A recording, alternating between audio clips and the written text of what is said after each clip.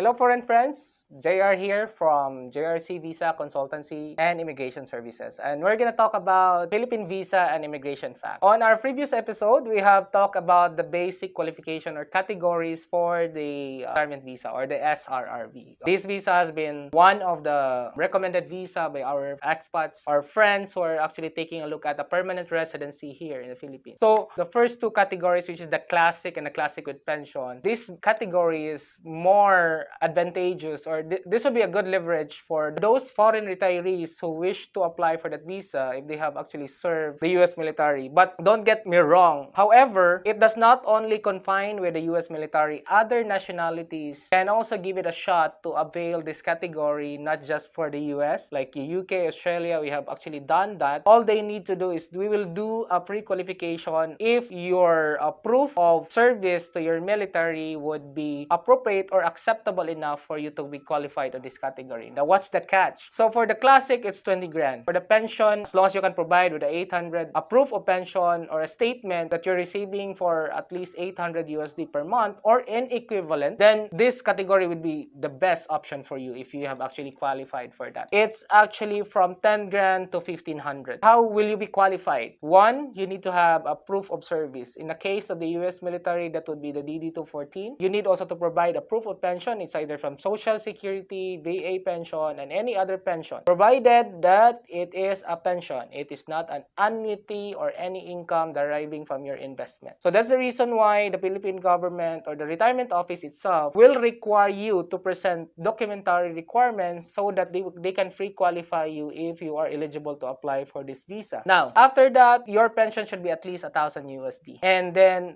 forming part of the basic requirements is the police clearance that you don't have any criminal record from your country of origin. Apart from the visa deposit, because we're basically talking about the visa deposit, this is only one of the major consideration which we're going to be talking later in our next episodes on how will you further understand the visa deposit. But we're talking right now qualification. So those qualifications from 2010 to 1500 would be a good option for you. And these are the fees.